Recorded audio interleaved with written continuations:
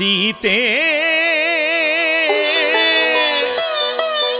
राम कथा हृदयम।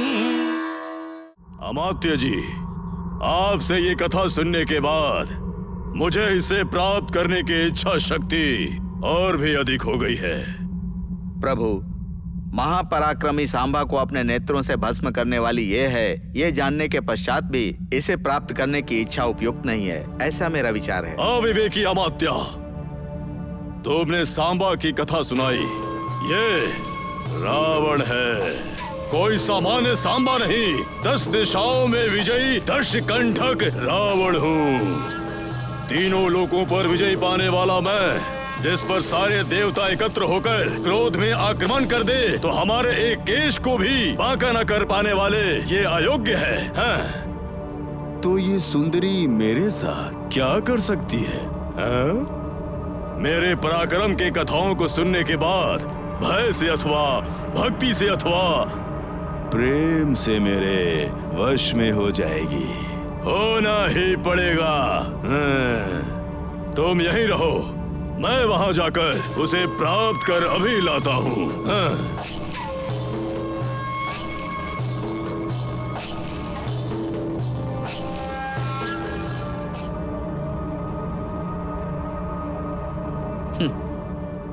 ना कहने के पश्चात भी उसे प्राप्त करने का हठ करना मेरे प्रभु का स्वभाव है। अब ये प्रणय का खेल होगा या प्रलय होगा, देखते हैं।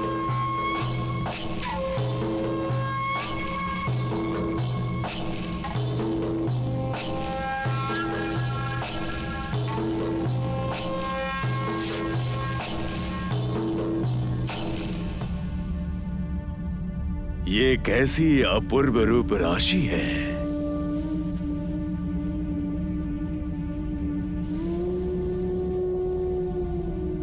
त्रिभुवन सुंदरी, ब्रह्म की सृष्टि में अपरूप की सौंदर्य को धारण करने वाली कामयानी,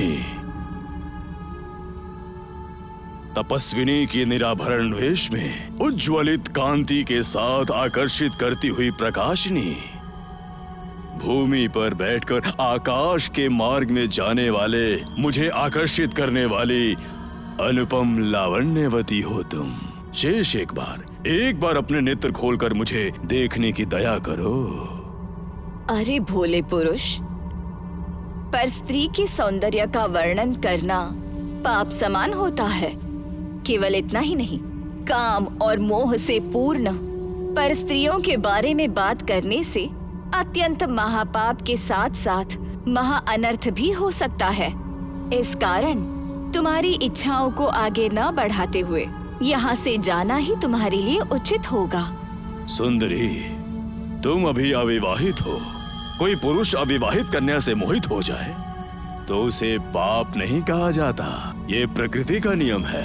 मैं अविवाहित अवश्य हूँ, किंतु मैंने किसी महापुरुष को अपने पति के रूप में पाने का संकल्प लिया है और उन्हें प्राप्त करने के लिए मैं तपस्या कर रही हूँ। मैं तुम्हारे लिए परस्त्री हूँ। तुम्हारी मेरे साथ विवेचना करना, मुझे काम और मोह से तुम्हारा देखना, मुझे प्राप्त करने की इच्छा रखना, ये सभी दुराचार के कारण है। सुंदरी, परम ज्ञानी विश्रवावसु का पुत्र, महातपस्वी कैकसी का ज्येष्ठ पुत्र मैं इस रावण को सदाचार दुराचार के पाठ जन्म से ही कई बार मिल चुके हैं।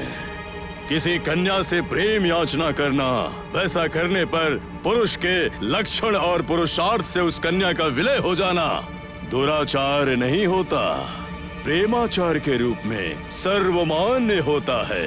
सुनो पुरुष, मेरा प्रेम, मेरा जीवन सभी उस पुरुषोत्तम के लिए आरक्षित होने के कारण तुम्हारे ये दुष्ट विचार, तुम्हारी विनंतियां, तुम्हारी नीतियां अथवा तुम्हारा प्रेम सभी का विरोध होगा।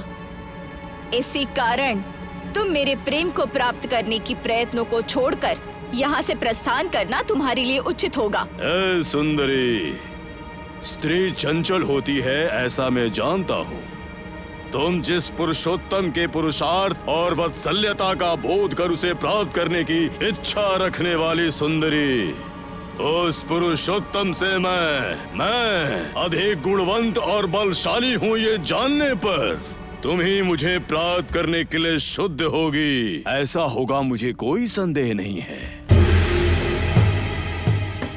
सीते राम कथा हृदयं